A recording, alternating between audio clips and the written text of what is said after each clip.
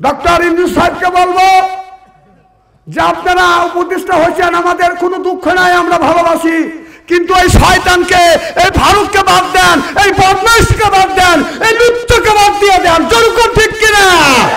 আর এই জানোয়ার যাকে উপদেষ্টার বানাইছে ও পুরুষে পুরুষে বিয়া জায়েজ করেছিল।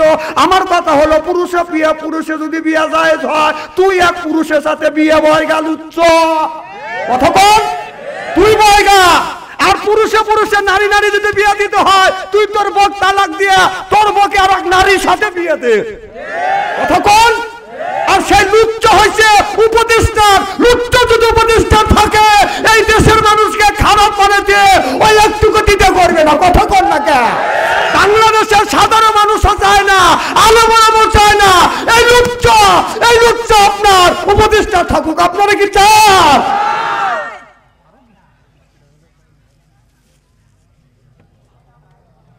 ও যদি থাকে, আবার দাঁড়িয়ে রেখেছে শয়তানের মতো। এ দাঁড়িয়ে আবু জেহেল ছিল, কতক্ষণ এ দাঁড়িয়ে নমরুদের ছিল, জরকান ছিল কিনা, ফেরাউনেরও দাঁড়িয়ে ছিল। তুই যে শয়তান, তুই যে জালেম, আমরা তোকে কয়েক বছর আগেই দেখছি। আজকে যদি আমরা বাংলাদেশের আলেম ওলামা যদি সচেতন না হইতো, প্রতিবাদ যদি না করতো, তাহলে ওই সরকার, এই শয়তান যেমন বলছিল যে পুরুষে পুরুষে বিয়ে হোক, নারীতে নারী বিয়ে শুরু করে দাও, এই সরকার শুনে তাই করতো। মোল্লারা বাধা দিছে, দেখে পারে নাই, শয়তান আবার ঢুকছে। এই জন্য ডক্টর ইউনূস সাহেবকে বলবো যে আপনারা উপদেষ্টা হয়েছেন, আমাদের কোনো দুঃখ নাই, আমরা ভালোবাসি, কিন্তু এই শয়তানকে, এই ফারুককে বাদ দেন, এই বদমাইশকে বাদ দেন, এই লুচ্চকে বাদ দিয়ে দেন। জোরকর ঠিক কিনা?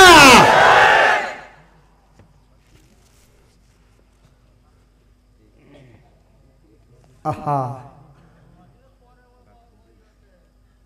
কি হয়েছে?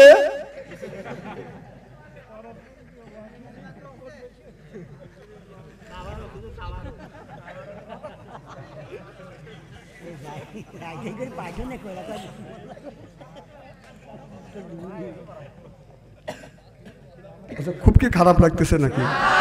চলবে তোর ঘন্টা খানি? আচ্ছা,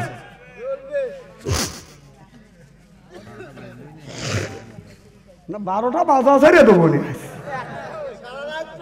এই তো 5-10 শুরু করলে। আমার ভাইয়ের আমার, তাহলে আমি বুঝতেছিলাম, আমার নবী বললেন সাহাবীরে, আল্লাহ এই জন্য বুড়া মানুষকে জান্নাতে দিবেন, এই বুড়া মানুষকে আল্লাহ 70 গুণ আপনার যুবক বানাইয়া, এরপরে শক্তিশালী বানাইয়া, সৌন্দর্য বানাইয়া, এরপরে তারপরে আল্লাহ রব্বুল আলামিন বাদান জান্নাতে দিবে। ও বাজার, হঠাৎ করিয়া আপনার জান্নাতের মধ্যে 70,000 হুর দিয়ে বাদান আল্লাহ ক্ষান্ত হবে না। আল্লাহ বলে তোমার আরো যদি দরকার হয় রুচি বদলা দেবো। সুবহানাল্লাহ বললেন না? প্রত্যেকদিন গোস্ত দিয়ে ভাত খাইতে ইচ্ছে হয় না। কোরবানির ঈদ আসলে 3 দিন যদি গোস্ত খাওয়া যায়, বিবি বলে ডাউল রান্না করো, মুখটা পরিবর্তন করি। কথা বুঝতেছেন না? আপনার 70,000 বউ দিয়ে যদি আপনার তৃপ্তি না হয়, যদি বলেন আল্লাহ এটা আমি চাই না, আমি রুচি পাল্টাবো। কথা বুঝতেছেন না? আপনি বাজারে যাবেন, বাজারে যখন যাবেন একটা আপেল কিনবেন, আপেল কিনিয়ে আপেলটা এরকম করে যখন ফাটাবেন, আপেলের মধ্যে থেকে একটা বউ বের হয়ে এসে বলবে আসসালামু আলাইকুম। সুবহানাল্লাহ কয় না রে? জান্নাতবাসীকে আল্লাহ কত নিয়ামত দিছে। একটা আপেল কিনবেন, কিনে যে হাত দিয়ে ফাটাইবেন, ওর ভিতর থেকে একটা বউ এসে বলবে আসসালামু আলাইকুম, চলেন ঘরে নিয়ে যান আমাকে। সুবহানাল্লাহ, একটু জোরে কর। রুচি পাল্টা দিবে আল্লাহ। সুবহানাল্লাহ কর। আপেল কিনতে গেলে বউ বিড়ি পাওয়া যাবে। সুবহানাল্লাহ কর। আমার কথা মনে হয় বুঝতেছেন না? আপনি যদি প্লেট কেনেন, চামচ ফ্রি, জুতা কিনলে মোজা ফ্রি, বিয়ে করলে শালি ফ্রি, বেচতে যাইয়া আপনি আপেল ভাঙবেন না, বউ পাবেন ফ্রি, চিল্লে এখন মারহাবা। এই বাঙালিদের লগত না দিয়ে বুঝলি তো বাঙালি বুঝবে চায় না, আবার মাহফিলে থাকতেও চায় না।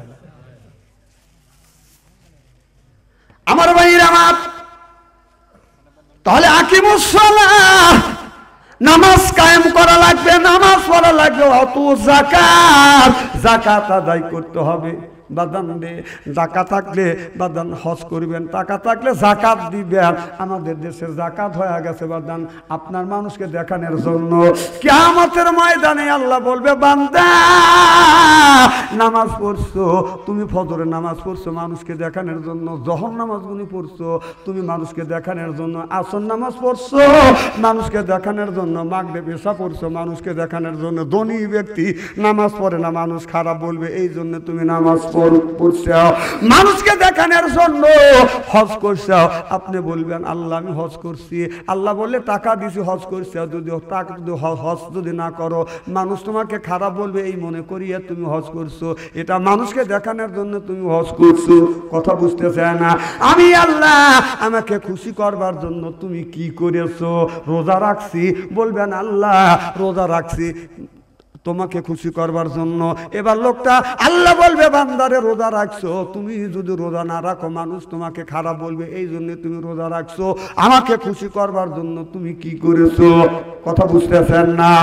ওই ব্যক্তি বলবে, আল্লাহ রে তোমাকে খুশি করবার জন্য শীতের দিন বিবির কাছ থেকে বিছানা সারছি, ছেলে মেয়েকে রাখিয়া বিছানা সারিয়া ঠান্ডা পানি দিয়া রাত্রের বেলায় অন্ধকার রাত্রিতে গভীর রজনীতে তাহাজ্জুদ নামাজ পড়ছি আল্লাহ একমাত্র তোমাকে খুশি করবার জন্য। আল্লাহ বলে, বান্দা তোমার হক জায়গাতে আপনার কোনো জিনিসে আমি আল্লাহ সন্তুষ্ট হই না। গভীর রাত গভীর রজনীতে তুমি শীতের দিনে ঠান্ডা পানি দিয়া ওযু দিয়া আমি আল্লাহ আমার পায়ে সেজদা দিয়েছো, এটা আমাকে ভালোবাসে সেজদা দিয়েছে, এই খাতিরে আমি তোমাকে জান্নাতে দিয়ে দিলে। জোরে বল। এখন যদি বলেন হুজুর নামাজ কি মানুষ পরে মানুষকে দেখানোর জন্য, আমি বলি হ্যাঁ মানুষকে দেখানোর জন্য নামাজ পড়ে, 7 দিন নামাজ পড়ে না। বাদান অনেক মানুষ আছে গ্রামে, বেশিরভাগ মানুষ আছে 7 দিন নামাজ পড়ে না। জুমার দিন টুপি মাথা দিয়া জুব্বা গায়ে দিয়া মসজিদের আগের কাতারে দাঁড়ায়, 5 ওয়াক্ত নামাজ পড়ে না। শুক্রবারে জুম্মার দিন জুব্বা গায়ে দিয়া আতর মাখাইয়া মসজিদে যায়, আগের কাতারে দাঁড়াইয়া জোরে জোরে করে গলা খ্যাক করতে দেখায়, আমি কলে আইছি। কথা কন, এরা কি দেখানোর জন্য? আল্লাহকে খুশি করবার জন্য না মানুষকে দেখানোর জন্য? বাহ, ফাইন বুঝতে স্যার। এই যে আবার ওয়াজ বাড়া দিতেছ তুমি, যে হুজুর 1 ঘন্টা হয়ে গেছে আর 3 ঘন্টা কম। হ্যাঁ, নামাজ পড়ে ইমাম সাহেবের 2 রাকাত ফরজ নামাজ শেষ, মুনাজাত কমপ্লিট, ওনারা বাদান সুর সুর করে বাদান বের হয়ে যাচ্ছে। হায়রে নামাজ রে, এইভাবে নামাজ পড়ে আল্লাহ জান্নাতে যাবে, যাও যাও, এটা হলো মানুষকে দেখানোর জন্য নামাজ। আবার কেন হুজুর শবে বরাতের নামাজও পড়ি, শবে বরাতের নামাজ পড়ে, সে সারা বছর নামাজ পড়ে না, শবে বরাতের দিন যায় কিভাবে সাবান দিয়ে গোসল দিয়ে রাখতে, গোসল দিয়ে আতর গোলাপ দিয়ে মসজিদে যায় শুরু করে দিলাম 9টা নুসল দিয়ে, ফরজের খবর নেই 9টা নুসলে শুরু করছে। চিন্তা করছেন নামাজ পড়ছে, আমি বললাম কয় রাকাত পড়ছি? হুজুর 69 রাকাত পড়ছি। চিন্তা করছেন তাহলে যে লোকটা 69 রাকাত নামাজ পড়ে কি রকম নামাজ পড়ছে? নামাজ পড়ে আল্লাহর কাছে বলতে, আল্লাহ তুমি বাংলাদেশ আমার নামে লিখে দাও, আল্লাহ কা দেবো নি, তোর ফরজ নাই অজিব নাই, আর তুই বাংলাদেশে লিখে চাচ্ছিস তোকে দেবো নি। 5 ওয়াক্ত নামাজ নাই, শবে বরাতের দিন নামাজ পড়ে 5 ওয়াক্ত সওয়াব হবে না। কথা কন আমার ভাইরা, আল্লাহ বললেন লাইন শাকারতুম লাযিদান্নাকুম, ও দুনিয়ার মানুষেরা আমি আল্লাহ আমার শুকর আদায় করো, আমি আল্লাহ আমার শুকর আদায় করো। আল্লাহ কাফারতুম, কুফরি করো না, ইন্না আযাবি লাশাদীদ। আল্লাহ বলে লাইন শাকারতুম লাযিদান্নাকুম, লাম তাগিদ নুন তাগিদ দিয়ে আল্লাহ বলেছে নিশ্চয় নিশ্চয় আমার শুকর তোমরা আদায় করো। আল্লাহ কির কাফারতুম, যদি তোমরা কুফরি করো, ইন্না আযাবি লাশাদীদ, খালি সাদিত না লা সাদিত লাগাইছে। আল্লাহ বলে আমার আযাব বড় কষ্ট, আমার আযাব বড় ভয়ঙ্কর। আমাদের দেশে যাকে ধরবে তাকে ছাড়িয়ে দিবে না, যে অন্যায় করবে তাকেই ধরবে। যার ভিতরে অন্যায় নাই আল্লাহর ফেরেশতা তাকে ধরবে না। আমাদের দেশে একটা লোক অন্যায় করে নাই, আসামি হয়েছে, নাম কি কয় সলিমউদ্দিন, তোর বাবার নাম কি কলিমউদ্দিন, চল তুই আসামি, ধরিয়া নিয়ে যায় ফরিদপুর বাদান শহরে নিয়ে যায়, এমন পিটে নিয়ে পিটেইছে বাদান রে চামড়া ফাটা ফেলতে। কোর্টে যখন নিয়ে গেছে যাচাই বাছাই করে দেখে এই সলিমউদ্দিন আর এই কলিমউদ্দিন, এই সলিমউদ্দিন ওই কলিমউদ্দির ছেলে না, ভুলে ধরছে। কথা বুঝতেছেন না? আছে না নাই? তাহলে যে লোকটা মাঝখান থেকে চুল পাকা মানুষ, দাড়ি পাকা মানুষ, বুড়া মানুষ আল্লাহর জান্নাতে যেতে পারবে না। ও নবীজি, আমি তো বৃদ্ধ হয়ে গেছি, চুল পেকে গেছে, দাড়িগুলি পেকে গেছে, এত ইবাদত করতেছি আল্লাহর জান্নাতের জন্য, কিন্তু আল্লাহর জান্নাতে আপনি মিথ্যা কথা বলবেন না, আল্লাহর জান্নাতে যেতে পারবো না, এই জন্যই কাঁদতেছি। আল্লাহ নবী বলে, সাহাবী রে, আল্লাহ যদি তোমাকে জান্নাতে দেয় তুমি কি জান্নাতে যাবা? সাহাবী বলে, ইয়া রাসূলুল্লাহ, ইয়া হাবিবাল্লাহ, জান্নাতে যাওয়ার জন্য তো আমি নামাজ পড়ি। সুবহানাল্লাহ বললেন না? আল্লাহ নবী বললেন, সাহাবী রে, আল্লাহ তোমাকে জান্নাতে দিবে, তুমি কোনো টেনশন করো না, তবে জান্নাতের মধ্যে আল্লাহ সুন্দর সুন্দর ফল দিবে, তুমি কি ফলগুলো খাবে না, নিবে না? সাহাবী বলে, নবী গো, আমি জান্নাতের মধ্যে আমি যাইতে চাই, জান্নাতের ফল আর নাজ নিয়ামত খাইতে চাই। আল্লাহ নবী বললেন, জান্নাতের ভিতরে আল্লাহ ছোট যদি একটা আপেল দেয়, এই পৃথিবীর বড় বড় তরমুজের মতো, যদি জান্নাতের মধ্যে আল্লাহ পেয়ারা আম দেয়, আপনার এই পৃথিবীর একটা তরমুজের বড় বড় তরমুজের মতো। সুবহানাল্লাহ বললেন না? সাহাবী রে, তুমি কি ফল চাও? সাহাবী বললেন, নবী গো, আমি জান্নাতের মধ্যে যেতে চাই, জান্নাতের মধ্যে আমি একটা সুন্দর একটা বিল্ডিং চাই, হীরা কাঁচো মানিক দিয়া সুন্দর একটা খাট চাই। আল্লাহ নবী বললেন, সুন্দর তোমাকে বিল্ডিং আল্লাহ দিবে, সুন্দর একটা খাট দিবে, খাবারের জন্য তুমি কি চাও? সাহাবী বলেন, নবী গো, খাবারের জন্য কিছু চাই না, আল্লাহ জন্য আপেল ফলের বা আঙ্গুর ফলের বাগান দেয়। আল্লাহ নবী বললেন, এত ফল থাকলে তুমি কেন আঙ্গুর ফল চাও? সাহাবী বলে, নবী গো, আমার মুখে একটা দাঁতও নাই, একটা দাঁতও নাই, আল্লাহ যদি আপেল ফলের বাগান দেয়, আপেল ফলটা আমার একটা দাঁতও নাই, আপেল ফল এরকম করে আমি খাইতে পারবো না। আমি এই হাদিসটা যখন পড়লাম, এই হাদিসটা যাচাই বাছাই করবার জন্য একটা আপেল কিনিয়া, আমাদের এলাকায় একটা দাদা হয়, তার মুখে একটা দাঁতও নাই, আমি দাদা বললাম, দাদা এই আপেল ফলটা কি তুমি খাইতে পারবে? বা কাইটিয়া দাও, সুরুও হালাবো। কথা বুঝতেছেন না? কাইটিয়া দাও, সুরো ফেলবে। আমি বললাম, দাদা কাটাও যাবে না, ফাটানো যাবে না, চুরানো যাবে না, দাদা এইভাবে যদি আপেল ফলটা যদি তুমি কামড়া খাইতে পারো, আমি তোমাকে পেট ভরে মিষ্টি খাওয়াবো।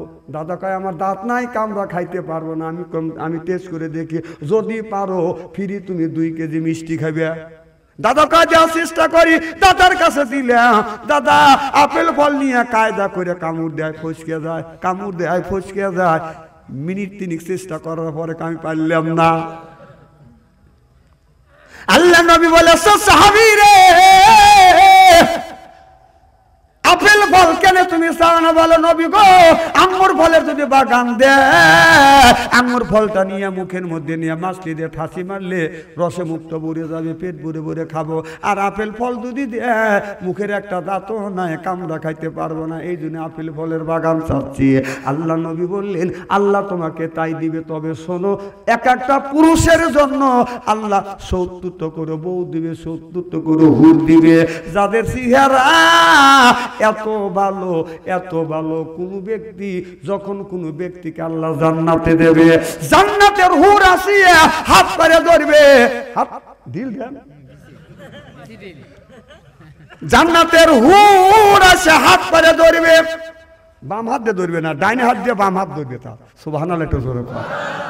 আদব, আমি জানি বাম হাত দিয়ে ধরছি, ভাই আমার বাম মুড়ে, ডাইন মুড়ে থাকলে খপ করে এরকম করে ধরতে, এইরকম করে হাত ধরবে।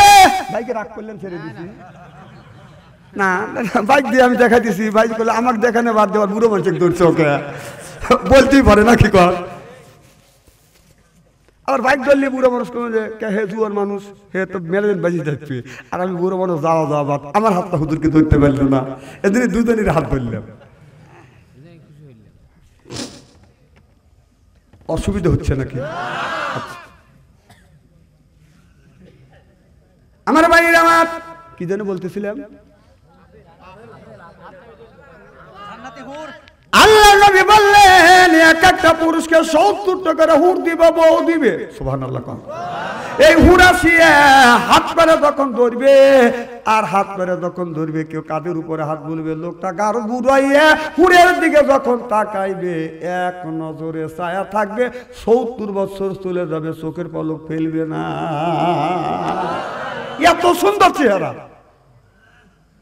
এদিন রাস্তা দিয়ে গেলে, ও যুবকেরা, তোমরা যদি রাস্তা দিয়ে চলো, যদি অন্য নারী দেখো, তোমাদের চোখটাকে নিম্নগামী করো। কথা বুঝতেছেন না? একটা মহিলার দিকে একটা বারো যদি তাকা, আল্লাহ মাফ করে দিবে। দ্বিতীয়বার তাকাইলে আমলনামায় আল্লাহ গুনাহ লিখবে। রাস্তা দিয়া যাই রে যুবক, রাস্তা দিয়া যায়, পড়া যুবতী মিয়া দেখলে কুতকুতাইয়া চায়, যুবক কুতকুতাইয়া চায়। আমি দেখছি শুধু বুড়ো যুবকেরা না, বুড়া মানুষ ছায়া থাকে।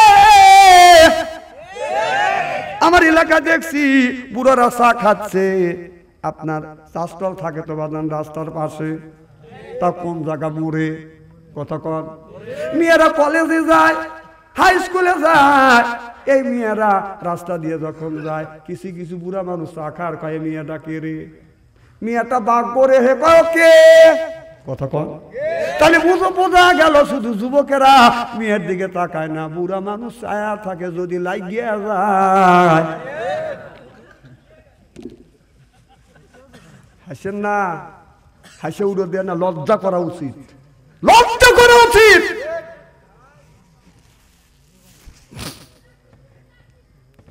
আমার ভাইয়ের আমার, আমি যখন বললাম এই কথা, বললাম বাবারে পর নারীর দিকে তাকান যাবে না, একজন উত্তর দেয় হুজুর। একটা যুবক বলে, হুজুর একবার তাকালে যদি আল্লাহ মাফ করে দেয়, দ্বিতীয়বার তাকালে যদি আল্লাহ আমলনামায় গুনাহ রাখে। হুজুর এক নজরে 1.5 ঘন্টা তাকা থাকবো, চোখের পলক ফেলবো না। কন দুঃখ তো আর টাকা নাই, কন কি ওয়াজ করবো, কি তাফসীর করবো।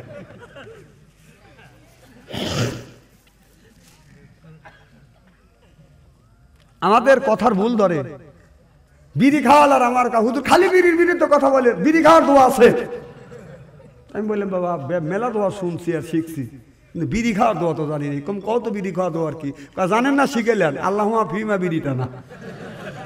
আর একজন উঠে বলতে, হুজুর আপনারা গাঁজার বিরুদ্ধে কথা বলেন, মদের বিরুদ্ধে কথা বলেন, আল্লাহ নামাজে আপনার মদ গাঁজা খাওয়ার কথা আল্লাহ হারাম করছে। সুবহানাল্লাহ, একটু জোরে কর। তো হুজুর আপনারা বলছেন যে গাঁজা খাওয়া যাবে না, গাঁজা খাওয়ার কথা আল্লাহ কোরআনের মধ্যে বলছে। আমি বললাম কোথায়? তখন ও বলতেছে, হুজুর গাই নালে জ্বর গা খারালে জ্বর খা, গাঁজা খা। কমতে গাঁজা খাওয়ার ফটো তো ভালোই দিলেন, আল্লাহ যাওয়ার আর এক জায়গা বলছে, আর এক টাকা কি বলছে, কম গাই ন পেস গু খারাপ আলি জ্বর খা, শয়তান গুও খা। ওনে খাওয়ার কথা বলছে, এখানে গু খাওয়ার কথা বলছে। আসানের কোনো রাস্তা নাকি? আমার ভাইয়ের আমার, এবার হুরাসিয়া ওই মানুষের জান্নাতে মানুষের হাত ধরে ধরবে, জান্নাতের গান নৃত্য পরিবেশন করবে, আর বলবে নাহনুন খালিদাতু ফালানা জেদু ওয়া নাহনু নাইমাতু ফালানা বাসু নাহনুন রাজিয়াতু ফালানা পাতু তুবা লিমান কানা লালা ওয়া কুমনা লাহু। সুবহানাল্লাহ, তো জোরে কর। এই জান্নাতি গান আপনি যদি মুখস্থ করতে পারেন কাজে লাগবে। মা বোনেরা যদি থাকেন, মা বোনেরা কি আছে মাহফিলে? আছে।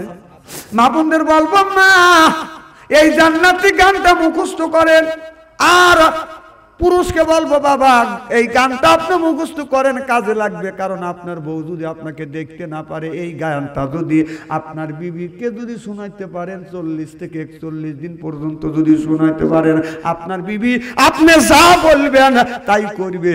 আর মা বোনদের বলবো, মা আপনার স্বামী আপনাকে রাখে যদি পরকীয়া প্রেম করে, অনেক মহিলা আছে স্বামীর কথা শোনে না, আছে না নাই? স্বামী এসে ডাকবে সালমার মা, উত্তর নাই। ও সালমার মা, খবর নাই। ও সালমার মা, 3 বারে বার উত্তর। আছে না নাই? না না, স্বামী ডাক দিবে আর তুমি উত্তর দিবে মিষ্টি সুরে, স্বামীর জন্য আত্মা ঠান্ডা হওয়া যায়। সুবহানাল্লাহকে জোর কর। আর তুমি কাউয়ের মতো ব্যক্তি করে এটা কি, এরকম মহিলা আছে না?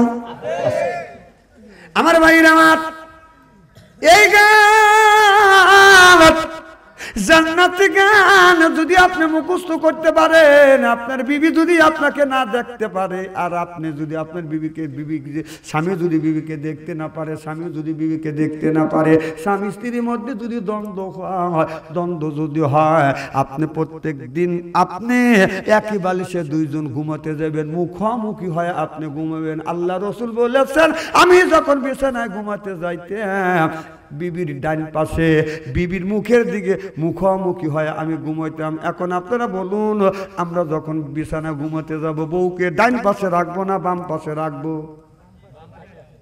হ্যাঁ, জোর কোন? আচ্ছা, হাদিসে কি ডান বাম পাশে রাখার কথা বলছে, উল্লেখ করে বলছে নাকি? হ্যাঁ, কোনদিনে তো আমি শুনিও নয়, হাদিসের মধ্যে পাইও নাই যে বিবিকে আমি ডান পাশে রাখবো না বাম পাশে রাখবো।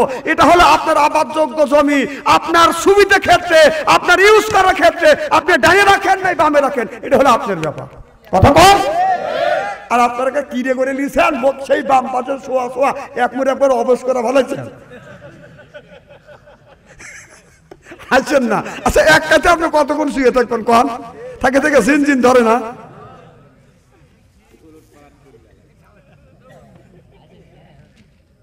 আপনারা যে হাসি দিলেন, এটা করলে হাদিসের কথা বলতেছি আমি, একটা হাদিসের বাইরে কথা বলতেছি না। অথচ 2 নম্বরের বাচ্চা আনসারি খালি হাসায়। আমি কি হাসাই? হাসেন কেন? না কেন হাসেন আপনারা?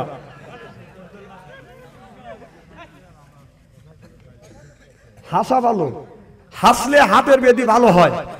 আর আল্লাহ কোরআনের মধ্যে বলেছে, হাসির কথা বলছে, ফালিয়া দাহাকু কলিলা ওয়ালিয়াবকু কাসিরা। আল্লাহ বললেন বেশি বেশি করে কান্দো, কম কম করে হাসো। তাহলে আল্লাহ হাসার কান্নার কথা বলছে, হাসের কথা বলছে। হাসতে পারে হাতের বেদি ভালো হওয়া যায়। সুবহানাল্লাহ। আপনি যদি বাড়ির যা বিবির কাছে যাও, বিবির মুখের দিকে যাও, যদি মুখের দিকে তাকায় বলেন সালমান মা, যদি হাসি দেন, সালমান মামার আত্মা ঠান্ডা হয়ে যাবে। আর আপনি যা যদি কয়ে সালমান মাম, বউ কবে যে পেঁচার মতো মুখ বানাইছে।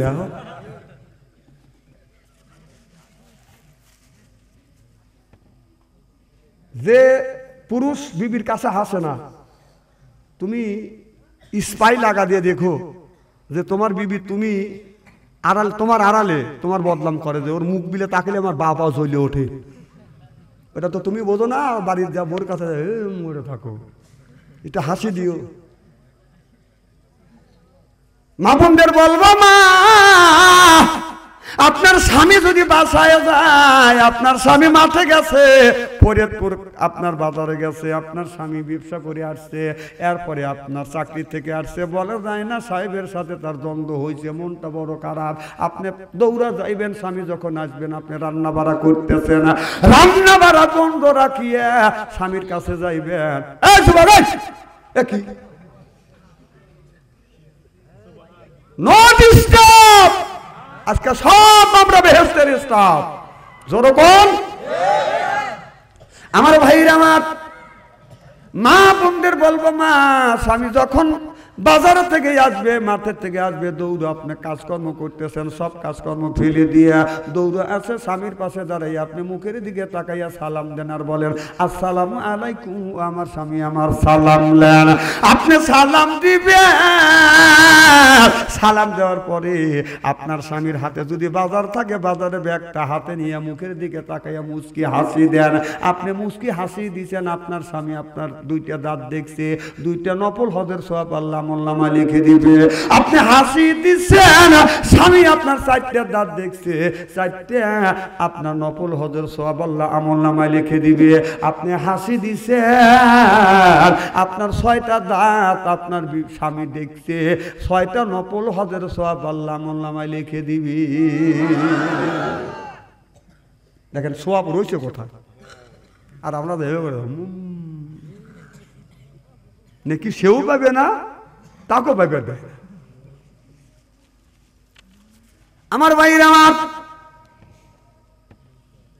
এবারে লোকটা বলে, ইয়ার সাহাবী বলে, ইয়া রাসূলুল্লাহ, ইয়া হাবিবাল্লাহ, নবী গো, আল্লাহ নবী বললেন তুমি যখন জান্নাতি হইবে 70টা করে হুর আসবে, 70টা করে বউ আসবে, আল্লাহ 70টা করে বউ দিবে, যাদের চেহারা আগুনের চাইতে অনেক সুন্দর, আগুনের চাইতে কোন মানুষ বলে না ওই মেয়েটার চেহারা আগুনের মতো, কথা বুঝতেছেন না, আগুনের মতো না, আগুনের চাইতেও চেহারা ভালো। সুবহানাল্লাহ, তো জোরে কর। আল্লাহ নবী বলে, সাহাবীরে, তাহলে আল্লাহ তখন যখন তোমাকে জান্নাতে দিবে এক একটা পুরুষকে 70টা করে বউ দিবে। সাহাবী বললেন, নবী গো, আমি বুড়া মানুষ, কি আমাকে কি 70টা বউ দিবে? আল্লাহ নবী বললেন, হ্যাঁ, আল্লাহ তোমাকে বউ দিবে। সাহাবী বলে, ইয়া রাসূলুল্লাহ, ইয়া হাবিবাল্লাহ, আল্লাহ আমারে যদি 70টা বউ দেয় গো নবীজি, আমি বউ দিয়ে কি করব? আমি বুড়া মানুষ, বসতে গেলে ইসিস করে বসি, ওঠার সময় আমি বলি ও মা কয়া উঠি। নবী গো, বসতে গেলে উঠতে পারি না, উঠতে গেলে আমি বসতে পারি না, আমি বউ দিয়ে কি করব? আমি একটা বউ আমি নেব না, কারণ আমার বউর হক আমি আদায় করতে পারবো না। আল্লাহ নবী বললেন, তোমার বউ নিতেই হবে। সাহাবী বলে, নবী গো, আল্লাহ যদি জোর করে 70টা করে বউ দেয়, আমি একা মানুষ, 70টা বউর হক আমি আদায় করতে পারবো না। আল্লাহ নবী বললেন, সাহাবী রে, এই জন্যই তো আল্লাহ বুড়া মানুষ আল্লাহ জান্নাতে দিবে না। আল্লাহ এই বুড়া মানুষকে যখন জান্নাতে দিবে, এই মানুষটাকে আপনার 36 গজ বাদান লম্বা বানাবে, আর এই সিনেটা আপনার 7 হাত বাদান ওসার হবে। এরপরে 25 বছরের যুবক বানাইয়া আপনাকে আল্লাহ জান্নাতে দিবে। নারে তাকবীর। আল কোরআনের আলো, কোরআন হাদিস যেখানে, এ আলেম ওলামা যেখানে, টিপি সিটি যেখানে, সত্যি কি বললেন? অথচ যেখানে টিভি সিটি আছে, যুবকেরা আমার বসেই, তুমি বুড়ো মানুষ, তুমি যা বসো কে? ওই উনি বলতেছে বয়স্ক মানুষও বসে। যুবকেরা তাও 2-1 কাপ চা খায়, একটা সিগারেট নিয়ে আড়ালে যা খায়, আর বুড়ো মানুষ ওই যে বসা বসে, কয় যে ছবি চলতেছে কার? সাবিব খানের ছবি চলতেছে। সাবিব খানের সাথে যদি ছাপনুর হয়, জিনিসটা ভালো হয়, তাহলে বোঝা গেল ওই বুড়ো ছবি এক বসায়। আসরের নামাজ পড়ে দাও, ওই যে বসা বসে 2-1 মিনিট, 5 মিনিট, 6 মিনিট চা খা, তুমি চলে আসো, তুমি ওই বসা বসলে ছাপনুরা সাবিব খানের ছবি দেখে, এরপরে যখন মাগরিবের আজান দেয় আল্লাহু আকবার, তখন বুড়ো আস্তে আস্তে যায়, আবার ঘুরে ঘুরে টাকা দেয়, ওযু নাই, ওই বুড়ো ওইভাবে নামাজ পড়ে। কথা কয় না?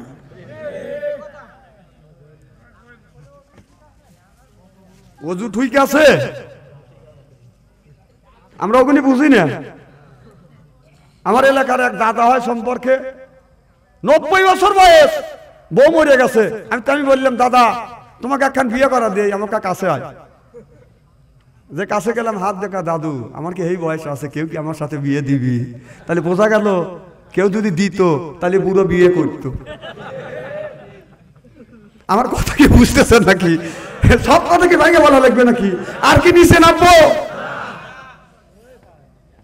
আমার ভাইরা আমার, এই যে চলচ্চিত্র জগৎ, আমি চিন্তা করে দেখছি, ছোটবেলায় ছিলাম, ছোটবেলা বাদান সিনেমা চিত্র জগৎ চলতো বেশি, আমি চিন্তা করলাম দুনিয়া জগৎ আখেরি জগৎ একটা পরকালী জগৎ। তারপরে দেখলাম দুনিয়া এসে দেখলাম চলচ্চিত্র জগৎ। আমি রাগ করে রাখছিলাম চিত করা জগৎ, চিত হয়ে গেছে। কথা বুঝতেছেন না?